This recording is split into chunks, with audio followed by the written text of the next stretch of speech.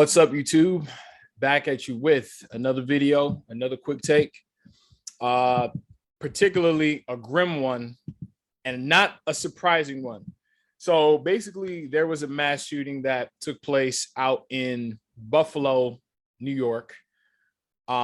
Basically, some 17 or 18-year-old white kid pretty much pulled up to a grocery store, was streaming live on Twitch via his military style helmet and proceeded to open fire on everybody black in the store. I saw in passing that he came across a white guy in the grocery store and decided not to shoot him once he realized that he was white, and he told him sorry. But I kind of wanted to go over the specifics in the article and then pretty much give my thoughts on this. And frankly, you know what? Yeah, let me just get right into it. So it says, courtesy of CNN.com, it says, what we know about Buffalo supermarket shooting, suspect Payton Gendron, whatever the fuck his name is. So it says, the 18-year-old man who allegedly shot and killed 10 people at a Buffalo supermarket Saturday afternoon was motivated by hate, authority says. No, duh. The Tops Friendly Market, where the shooting took place, is located in the heart of Buffalo's black community, and 11 of the 13 people shot by the white suspect were black, officials said. This was pure evil, Eric County Sheriff John C. Garcia said at a Saturday news conference, calling the shooting a straight-up racially motivated hate crime from somebody outside of our community. The U.S. Department of Justice is investigating the shooting as a hate crime and an act of racially motivated violent extremism, according to a statement from the U.S. Attorney General. Payton Gendron of Conklin, New York, was charged with first-degree murder Saturday. Erie County District Attorney John J. Flynn said in a news release, Conklin is about a 3.5 hour drive from Buffalo. He pleaded not guilty. Woo. All right, let me continue before I get my thoughts. He was wearing tactical gear. Authorities say when the suspect arrived at the store at around 2:30 p.m., he was heavily armed, wearing tactical gear, a helmet, and had a camera that was live streaming his actions. The suspect used an assault weapon, Flynn said during the news conference. In his news release, Flynn said the suspect shot 4 people outside of the grocery store, 3 fatally. When he entered the store, he exchanged fire with an armed security guard, who authorities said was a retired Buffalo police officer. The security guard died of his injuries. The suspect shot 8 more people in the store, 6 of whom died, the release said. He legally purchased the gun in New York. Said it's not clear if the suspect should have been prevented from being sold a gun in New York State. After it's emerged, the gunman was once investigated over something he had written in high school. Wow. Speaking to Margaret Brennan on CBS Face the Nation on Sunday, Hochul was asked how the 18-year-old suspect was able to legally purchase a gun. Earlier Sunday, Hochul told CNN the gun used in the Buffalo mass shooting where 10 people were killed on Saturday was purchased legally in New York State. Speaking to CNN's blah, blah, blah, she said it's believed the high-capacity magazine was purchased outside of New York. Brennan, blah, blah, blah. Yeah. All right. So here's my thing about me just being on YouTube in general and my thoughts on pretty much what's been happening. And if you are a subscriber and someone who actually listens to my channel consistently, you will know that I've been talking about this sort of thing for a while now. And I've given my thoughts plenty of times on the type of situation that Black people are in the United States of America. And it's safe to say that we can now change the spelling of America so we could remove the C and put 3 Ks, because essentially, you know, it is really like that. All right. My main issue, or one of my main issues with this, is the fact that this guy, obviously this is premeditated domestic terrorism, clearly. All right. It's obvious that this was a hate crime. Dude pulled up to a grocery store. I mean, luckily there was a security guard in there, an armed security guard at that, because more often than not, that isn't even the case. And I figured that he probably didn't even have, a firearm on him. But obviously we had a good guy in there with a gun, but ultimately that wasn't enough. I'm pretty sure the security guard only had a pistol, and this guy obviously had some sort of, assault rifle, which, there's no comparison between the two.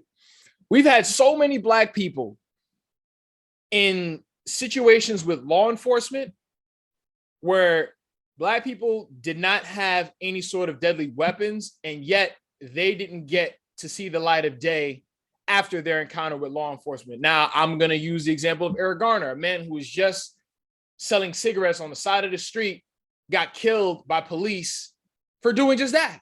He didn't kill anybody, but yet you have this guy, and this has happened so many times, where you have these, white terrorists, domestic terrorists that go and commit mass shootings, and then yet they get to live to tell the tale. And the first thing that people say is, oh, this person is mentally ill, or these guys, they claim insanity. Really? Like, Black people need to wake up. And I've been saying this for a very long time now. We are systematically under attack in this country. And people don't like to believe these things until it happens to them. Right? Because for me personally, this kind of hits a little bit closer to home, being that this happened in Buffalo, New York. Right? And when I heard about this yesterday, my first reaction was, well, maybe they need to loosen the gun laws, so that way we could have more, citizens that are carrying concealed weapons that could ultimately prevent and deter these things from happening. Right? I think it was something that Donald Trump said maybe a couple of years ago in response to a shooting that I believe happened at an airport. I don't remember when, but he was saying that unfortunately, the only person that had a gun was the bad guy, and none of the good guys had guns. You got to understand, people that commit these things, I feel like they like to go to places that there's a very likelihood that there's going to be no return fire whatsoever. Like that security guard, rest in peace, because he's a hero.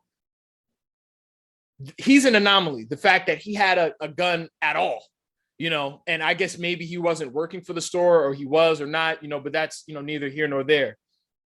My thing is this: when does this stop?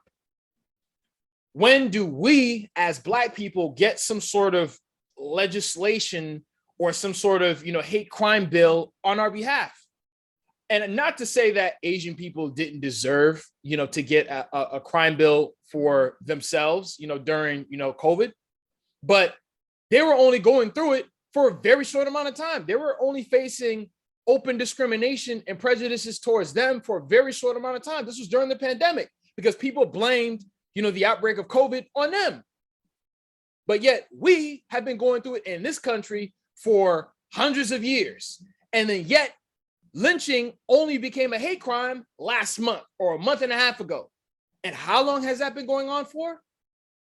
So what is a solution? I mean, when these things happen, like what's the, all right, so where are they going with the investigation to discover the motives? First of all, in my opinion, this guy shouldn't even be breathing right now, because if it was a Black man that were to commit that sort of similar crime, he'd be dead. Let's be real. If a Black man were to commit a shooting, a mass shooting in a public place, he would be shot on sight. He would be shot on sight. Black people have been getting killed just for, like traffic violations and getting pulled over. Like, we worry about these things, but yet a white kid can go and kill 13 people and not have to worry about anything. And then he gets to just walk out. Why? Because the people that are apprehending him are his people. Where to from here? Because in my opinion, it's like, all right, we can loosen, the gun laws, then we have more righteous people, with guns to deter these things from happening. But at the same time, it's like you still got crazy motherfuckers like him buying these guns too. It's like, what do we do? It's like, these are the things, like, honestly, in my opinion, these things shouldn't even be happening in a first world country, in my opinion. They happened before, cool, but now there should be certain things in place to deter these things from happening. But what are these particular things? Because he purchased the gun legally in New York. It's like, why is it that You can go and you can buy an assault rifle just willy-nilly. You can buy a shotgun willy-nilly, but yet it's hard for you to get a pistol. You have to get a license to own a pistol in New York. The bad guys should not be the only ones with guns. I will agree with that.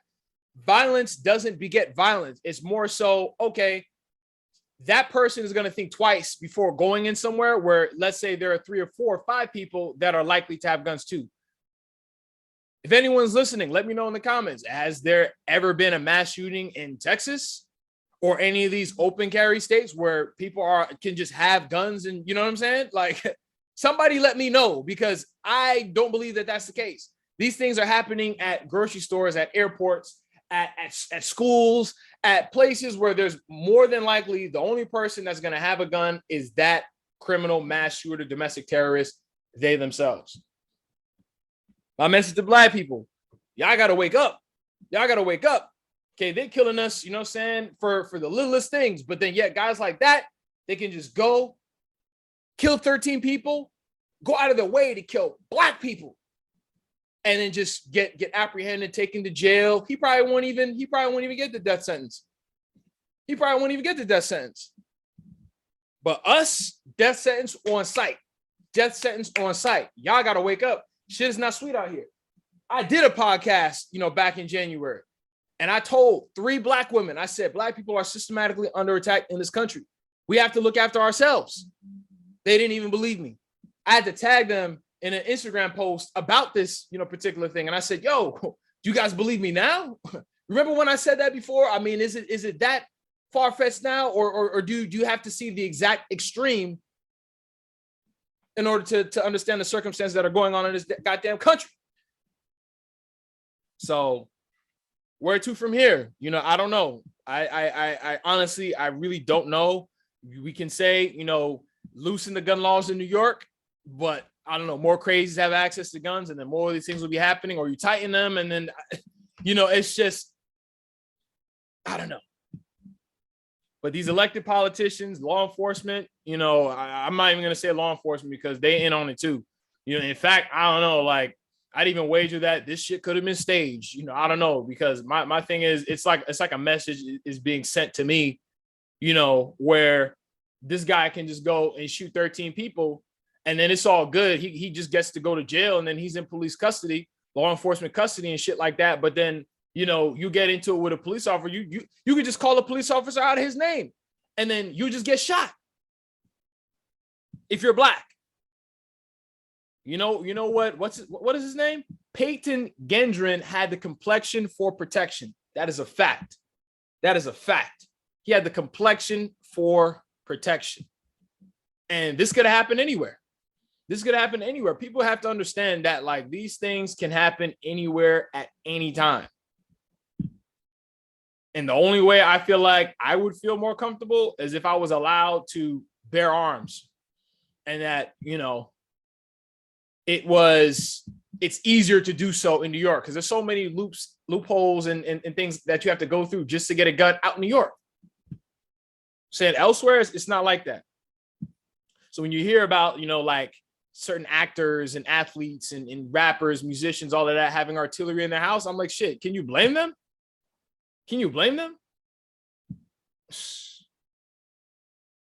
Payton Gendron talks with his attorney during his arraignment in Buffalo. So, like, this motherfucker got an attorney. Like, come on, man. Like, if you're still here, you're still listening, please check out my video called Questions for Malcolm X, and then watch the 6-minute intro.